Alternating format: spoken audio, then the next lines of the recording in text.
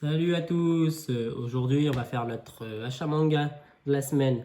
Alors tout d'abord je tiens à m'excuser parce que j'ai pas fait d'achat manga la semaine dernière parce qu'on était en vacances. Alors pour compenser on va faire 2 semaines d'un coup. On va commencer tout de suite. On va aller chez Ototo avec le 4e tome de la série principale d'Anmachi, La légende des Familias, la première saison. Je ne l'ai pas lu mais j'ai regardé l'animé donc je sais à peu près de quoi ça parle. On n'est pas encore au combat du Minotaur d'après ce que j'ai vu.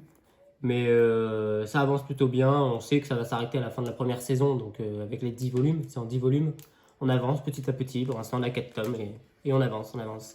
On est sur un prix de 6,99 €. C'est pas cher. C'est un prix un peu de base pour les œuvres de Ototo franchement, qui sont pas mal. Ensuite, on va aller chez Kana avec le tome 7 de Seraph of the End, Glen Ichinose, la catastrophe de ses 16 ans. Alors, comme les semaines précédentes, je n'ai toujours pas acheté le tome 4. Ne me demandez pas pourquoi, je le trouve pas dans mon magasin. À chaque fois, je trouve la suite, mais pas le 4. Donc, je n'ai pas lu. J'attends d'avoir le tome 4 pour lire la suite, lire du 1 au 7. Ça sera dans mes prochains achats. C'est prévu, c'est prévu. Là, pour ce prix-là, pour celui-là, on est sur un prix de 6,85 €. Petit tome, couverture très très belle. J'imagine que, ayant lu la série principale et ayant vu l'anime principal, je veux dire, j'imagine que c'est les deux sœurs, celle qui, la petite et qu'on voit dans la série principale et celle qui meurt et qui devient une épée. Donc j'imagine, après j'en suis pas sûr. Donc voilà, je le lirai plus tard et je vous en parlerai. Ensuite, on va aller chez Pika avec le tome 6 de Orient. Alors la couverture toujours aussi belle. Là on est sur du rose, ça rend vraiment bien dans une bibliothèque. Vraiment, vraiment bien. Alors je l'ai lu. On est sur, on va dire au début, on était un peu sur de l'intro, sur les 5 premiers tomes de l'intro d'Orient, et là, on arrive sur un sujet principal. On en apprend plus sur Léonie, sur les capacités.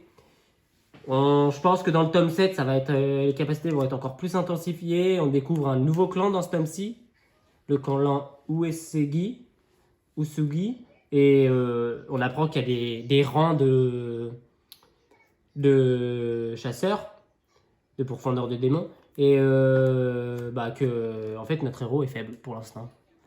Donc oui, toujours aussi bien. Et la fille qui est ici, c'est une fille qui va être sauvée par notre héros. On ne sait pas encore qui elle est exactement, mais il l'appelle princesse. Et on va le découvrir, je pense, dans le tome 7 et 8. À voir au prochain tome. Pour celui-ci, on est sur un prix de 7,20 €. Donc voilà. Ensuite, on va chez Delcourt Tonkam. Chez Delcourt Tonkam, on a le tome 4 du Jeu de la mort. Couverture toujours aussi belle. On a toujours la petite touche de bleu et de rouge sur leur couverture avec les deux persos. Pour l'instant, on reste sur des couvertures comme celle-ci. Je ne l'ai pas lu, c'est ma copine qui les lit, comme d'habitude. C'est un shoujo et je lis pas énormément de shoujo. J'en lis, mais pas énormément. Elle adore. Elle a hâte d'attendre la suite. Je crois que le tome 5 sort au mois de juin. Va être un achat prévu, ça c'est sûr. Donc là, on est sur un prix de 6,99 €.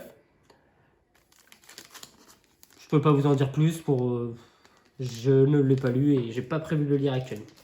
Toujours chez Delcourt Tonkam, le tome 4 d'Harry Fureta de 0 à Hero. Alors celui-ci, je l'ai lu. J'ai beaucoup aimé ce tome. On avance dans l'histoire. On est dans le deuxième labyrinthe.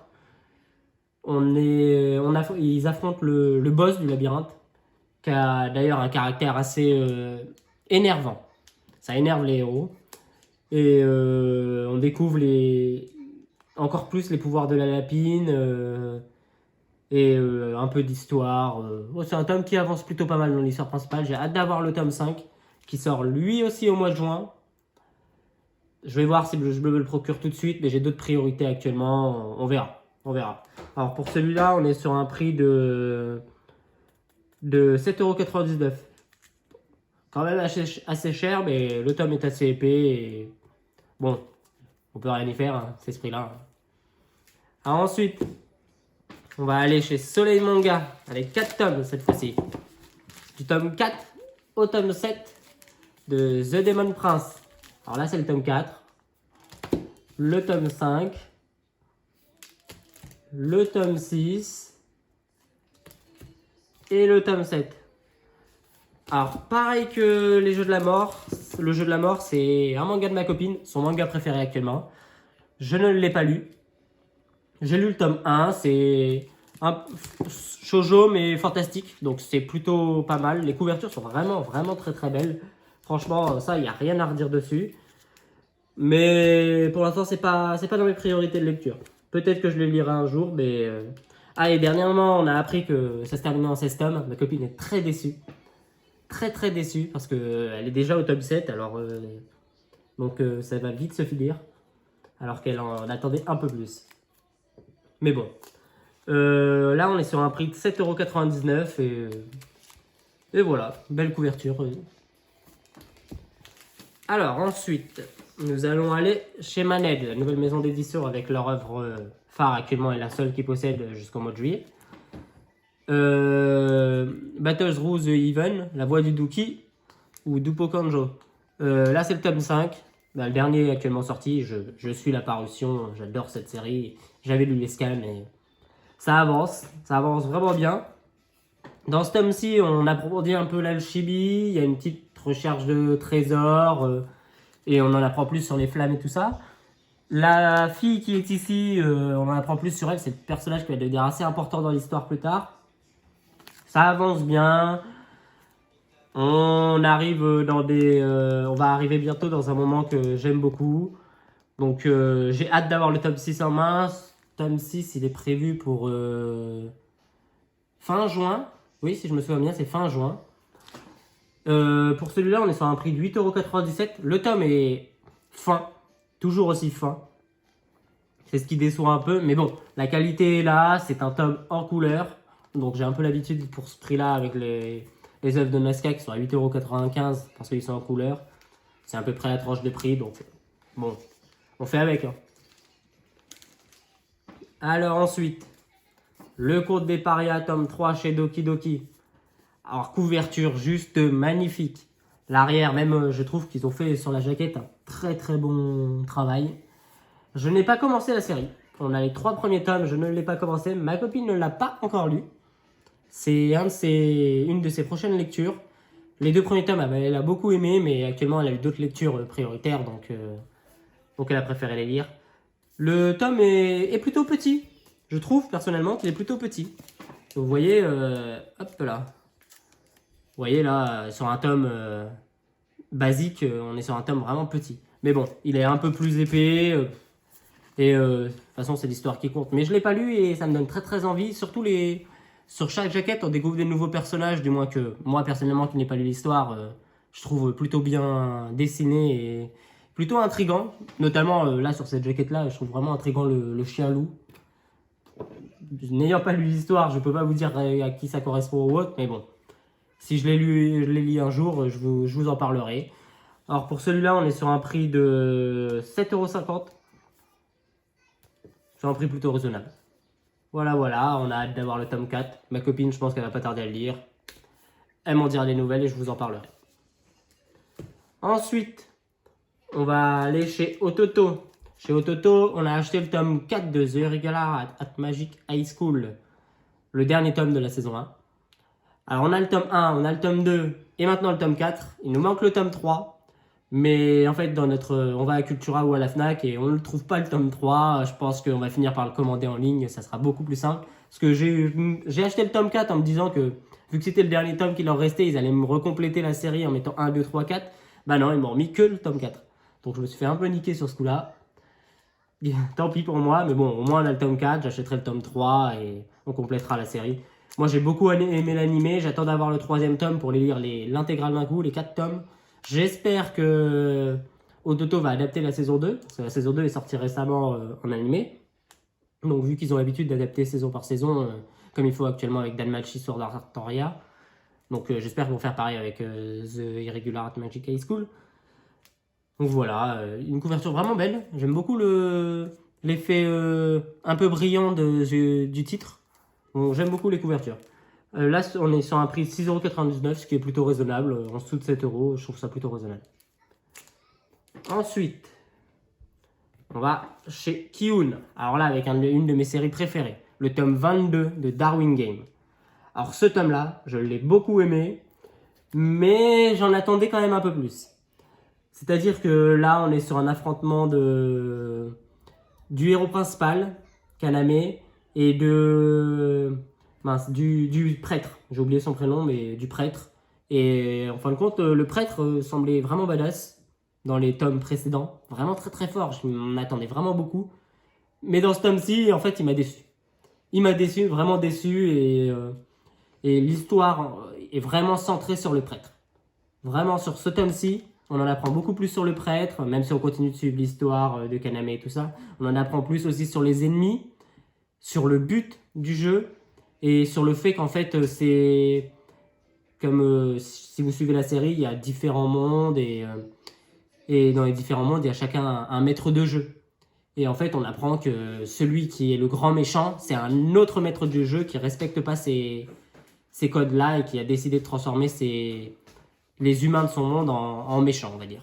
Donc, tome que j'ai beaucoup apprécié, que j'ai hâte d'avoir le tome 23. Je sais pas quand est-ce qu'il va sortir, mais j'ai hâte.